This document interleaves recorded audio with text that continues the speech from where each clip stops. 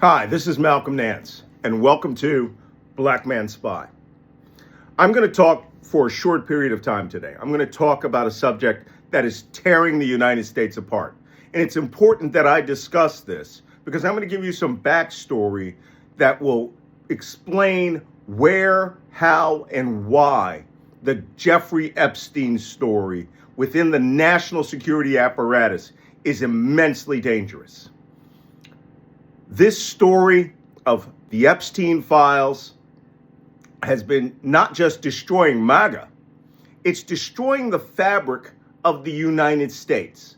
Because simply put, as the title of this podcast states, is the national security and intelligence apparatus of the United States being led by a group of pedophiles or people who are enabling the presence of a pedophile who knew and was friends for a very long time with Jeffrey Epstein. Now, I have never, ever trafficked in conspiracy theory. Never. I wrote an entire book about the QAnon movement in They Want to Kill Americans and how that group was imbued with this thought that all Democrats were a party of pedophiles who were kidnapping 300,000 children a year, grinding their bones and draining their blood up for a chemical called adrenochrome. And that is crazy. It has never happened, but the QAnon movement, which now took over the Republican Party, as I predicted in my book, They Want to Kill Americans, the QAnon movement was given strength and force through the belief by a crazy idiot that lived in the Philippines who pretended to be an intelligence insider that Donald Trump was a good guy, a white hat who was going into government and was going to root out the pedophiles that were Hillary Clinton and Barack Obama and Bill Clinton and Joe Biden and all the rest. This became ground truth for them. And as you and I both know, it's nuts. There is no group of people in the United States banding together to kidnap 300,000 children and shuttle them from city to city in what they call deep underground military bases, or DUMBS, DUMBs. That's just crazy. But now, there's another story. We have all known the story of Jeffrey Epstein. Man was essentially someone who liked women who were underage and trafficked them along with his partner, Ghislaine Maxwell, on his island in the Caribbean, Epstein Island, and flew guests and influencers around the world to this island in a small jet that was called the Lolita Express. That's what it was nicknamed. But there are some fundamental ground truths we need to stipulate here. Jeffrey Epstein called Donald Trump his best friend for 15 years. Donald Trump spoke about Jeffrey Epstein extensively. And as he said, he liked women on the young side. There are photographs of Donald Trump with Jeffrey Epstein partying together, videos of Donald Trump and Jeffrey Epstein partying together with women in clubs. Jeffrey Epstein had been to Mar-a-Lago.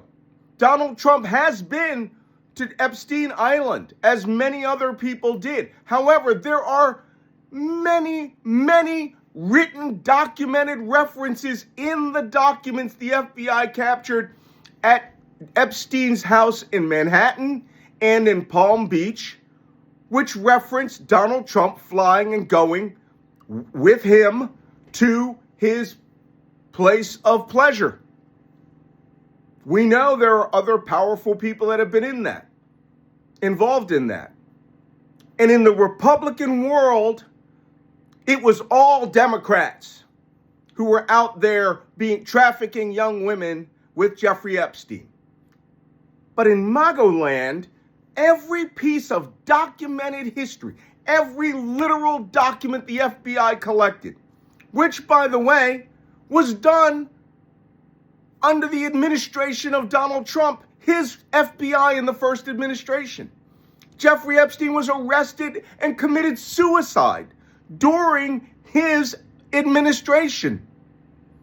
His partner, Ghislaine Maxwell, who was convicted of years, 20 years, I believe, of trafficking women, was convicted during his administration. And what did he have to say about this? He wished her well. I mean, it's absolutely, utterly amazing that all of these things are happening and no one, now that the files are not being released by Donald Trump's Attorney General, Donald Trump's Deputy Director of the FBI, who made his bones and money off of the Epstein files, Kash Patel, the Director of the FBI, who became Director of the FBI on the sole promise of rooting out liberal pedophiles, as he called it, who were all on the Epstein list. Suddenly, every level of the national security apparatus of the United States, including the Attorney General, I put that in quotes, Pam Bondi, all say nothing happened. There is no list of clients. We know there's a list of clients. You can go to Vanity Fair and look online and find the PDFs of people who went there and took massages. Jeffrey Epstein kept extensive records. He also had on that island extensive amounts of video. He kept these things in a safe that the FBI cut open. There are photographs of dozens of computer hard drives that were assembled by Jeffrey Epstein, and flash drives and memory sticks that he kept in a secret safe, which people believed was his insurance policy of people who actually came there to protect him. And now we come to the point, after all of this, Donald Trump earlier this year said, when asked about the Epstein files, yeah, he has no problem releasing them. However, it shouldn't be released because maybe, there's things in there that were sensitive for some people. Like who? Like the current President of the United States, throwing those air quotes around there. The President of the United States is the National Command Authority. He or she controls 4,500 atomic bombs, the entire infrastructure of 17 intelligence agencies, law enforcement, and powers that now with the new Supreme Court make Donald Trump essentially a king. And he now has his own secret police. But he apparently has decided the justice system will pretend there never was an Epstein, that Jeffrey Epstein was never indicted, was never going to be brought to justice before he committed suicide, that Ghislaine Maxwell is in jail for 20 years for nothing because apparently there was no list, no human trafficking. Listen, what's Nance's law, everybody? I say this all the time. It's used within the intelligence community's context. Coincidence takes a lot of planning.